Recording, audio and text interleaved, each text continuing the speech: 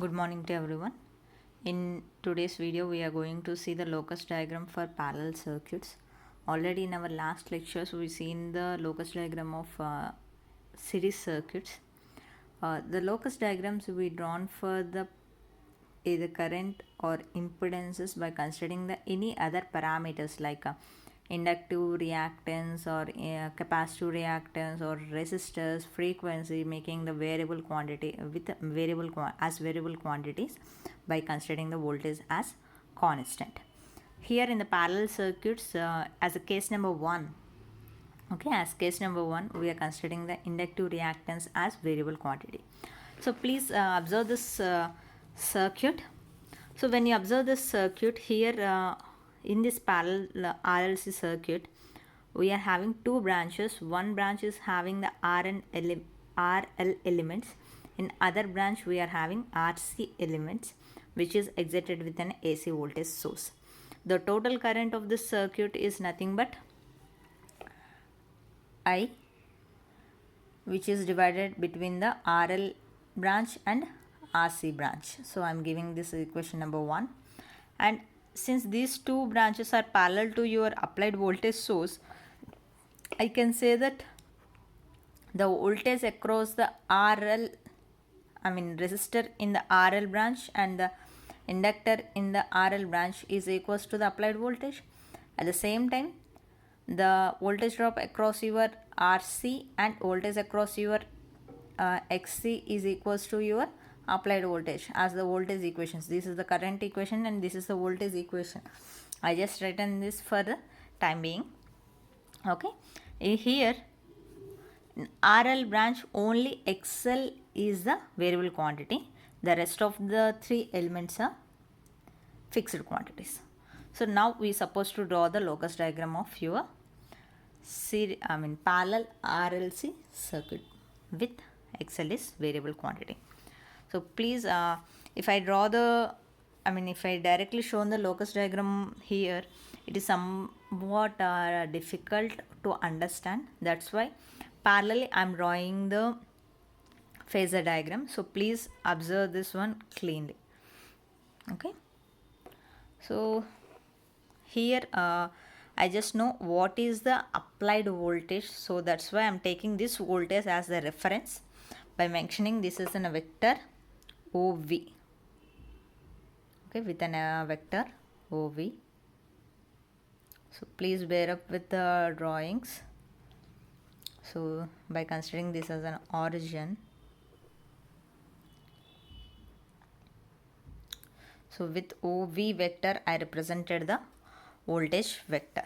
Okay, voltage vector, and also I am taking this one as the reference. Now I need to plot the current phasor. I need to plot the current phasor. Here how many phases are there for current?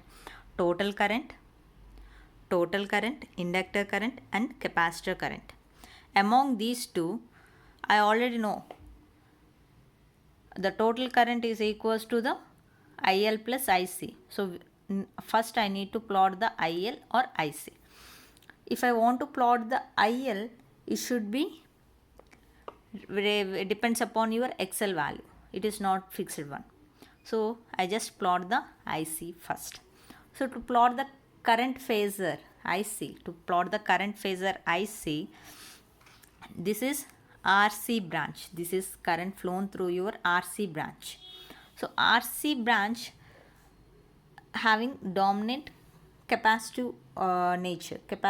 In the capacitor nature, the voltage and current having the phase difference. The voltage and current having the phase difference of theta, because those two will not be in phase. The capacitor nature is predominant. Even the resistor is there. The dominant nature is the capacitor. So there will be a phase difference between your voltage and current. So what is that phase difference? What is that phase difference between your voltage and current in your RC circuit?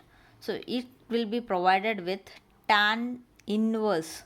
Okay, theta C is tan inverse of XC by R. What about your current phasor? The current phasor leads the voltage. the current phasor IC leads the voltage by 90 degrees. Sorry, 90 degrees is for pure capacitor. Since it is an RC circuit, it will be leads by theta C.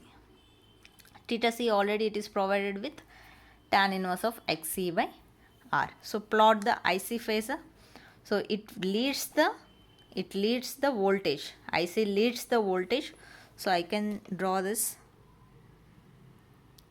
So IC leads the voltage by an angle of theta C. So this ends for this RC branch. Now I need to plot the current phasor of IL. Okay, I need to plot this current phasor of IL. So how to plot the current phasor? This IL depends upon your XL. So your XL varies from range 0 to infinity. When XL equals to 0, what about your current IL? We know that current I is depends upon your V by Z. What about Z? Square root of R square plus XL whole square. Okay, if I am considering XL equals to 0, what about your IL? It's simply your V by R. So if this branch is having only the resistor element, the dominating nature is resistor itself. So obviously, then whatever the voltage or current are in phase to each other. Can I say that this, even though here I mention it as an theta L, this theta L is equals to 0. That means your IL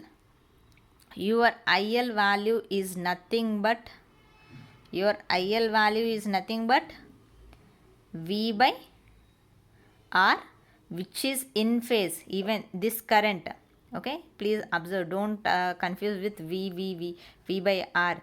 So this IL and V are in phase to each other. So first I will draw this semicircle. Okay, so to plot clearly, so please 1 second. Okay, I draw the semicircle by considering up to this value as V by R. So V by R, up to this value I am considering V by R. So the current phasor, okay, the inductive current is try to move from 0 to infinity. Here already I mentioned for XL equals to 0, IL is nothing but V by R, theta L equals to 0, since it is in a resistive circuit. If I am considering it is for infinity, IL equals to, in the denominator XL equals to infinity, anything by infinity is nothing but 0. What about your theta L? It is nothing but 90 degrees. That means starting when XL equals to 0, okay, when XL equals to 0, the phasor is like this. When XL is increasing from 0 to infinity, the phasor is moving like this in a semicircle, when it reaches to infinity, it is equals to 0.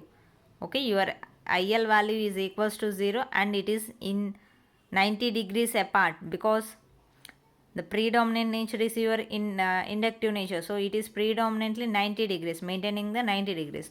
So the ray, whatever the loci, okay, whatever the current phasor IL is rotating in this semicircle, with phase angle of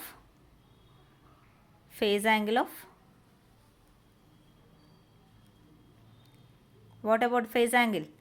How much angle it is maintaining? Even though it is maintaining the initial at XL equals to 0 and XL equals to infinity, it is maintaining 90 degrees. But what about the in between value? What about your theta L, tan inverse of XL by R? So this will be your theta L. So now I plot the currents for IC and IL. IC and IL. Now I need to plot the voltage drops also.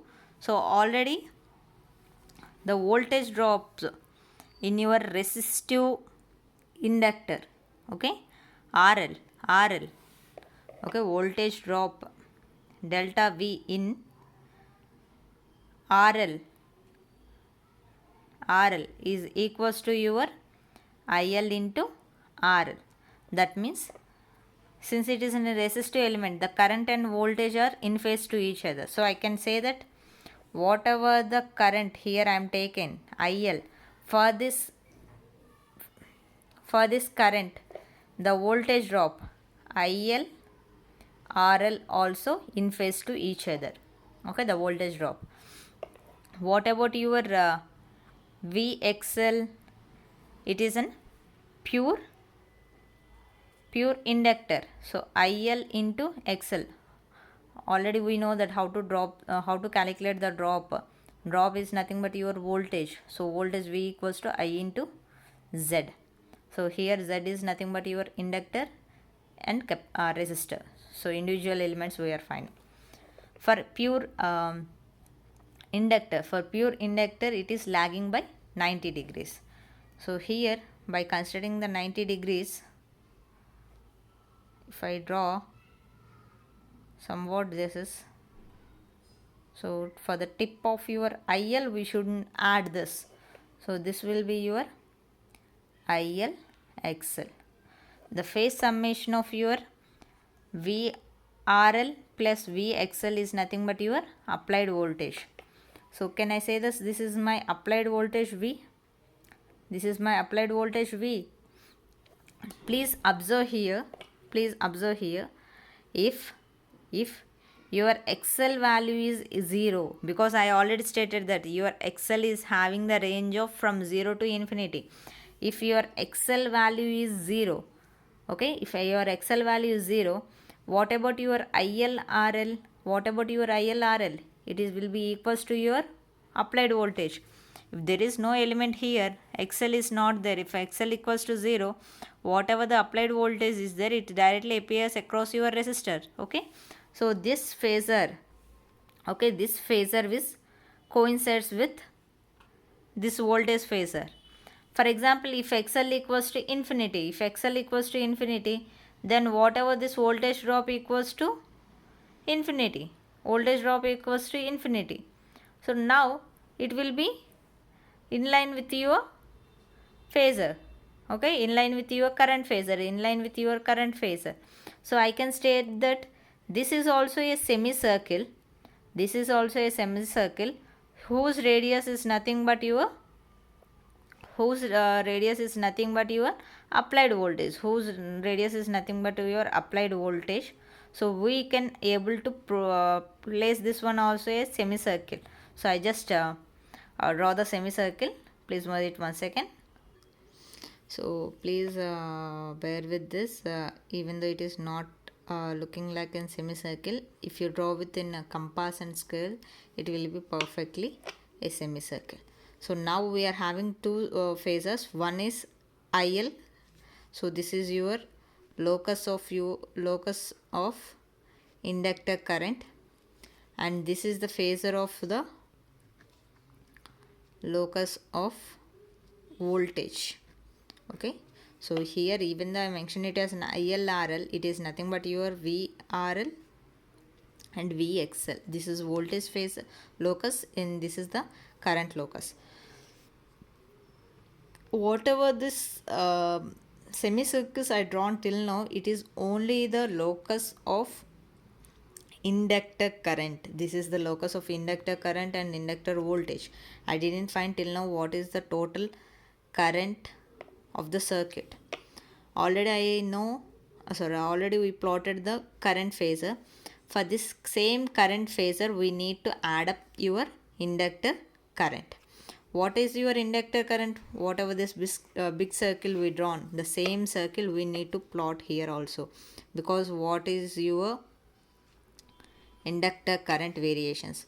So when it equals to 0, it will be V by R. If it is an infinity, it will be 0. But please understand, previously I mentioned it is 90 degrees, but now it is making at an angle of theta c.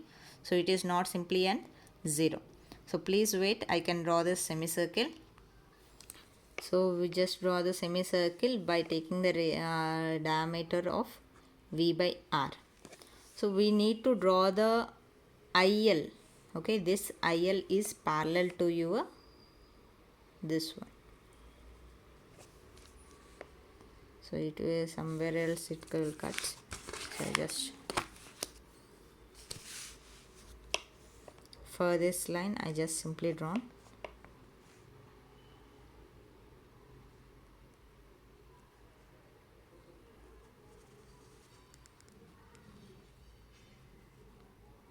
Okay, so it is nothing but your IL. Okay, it is nothing but your IL. This is your IC and this is your IL.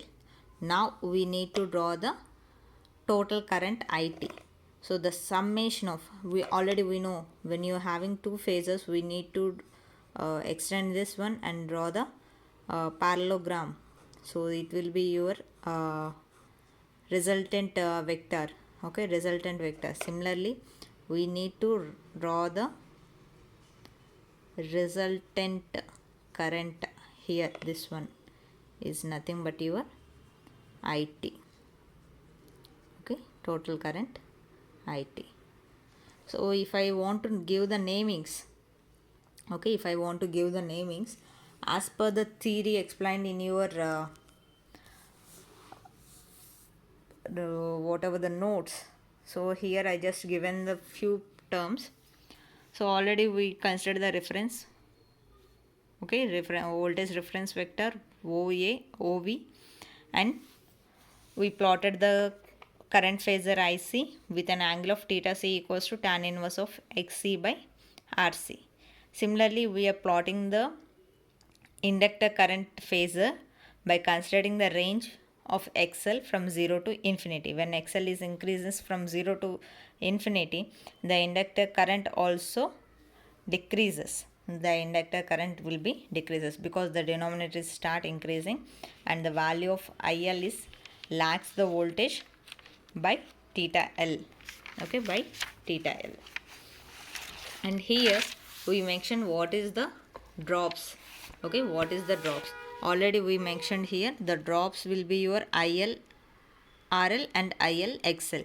So these two will be in right angles, and these are given with an namings of OA and AV. So here IL is given with OA and AV gives the inductive drop.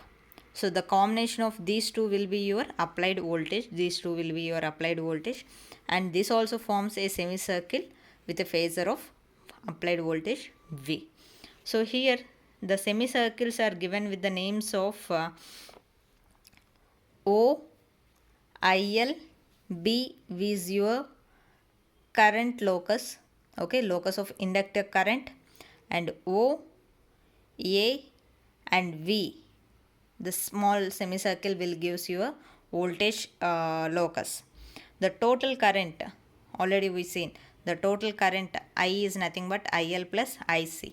To plot this for the current IC phasor, for the IC phasor we just simply added the IL phasor, and by applying your parallelogram law, or you can directly add up these two phasors to get your total current IL. So this is the locus diagram of RLC circuit with XL as variable quantity, The same way of procedure can be applied for when XC is variable, RC is variable, and RL as variable. So as a introductory element, I just take this much of time to explain this locus diagram for variable XL. okay, for variable Excel. In my next lecture, I just simply given the locus diagram for these two parameters, these three parameters as variable quantities. Okay, thank you.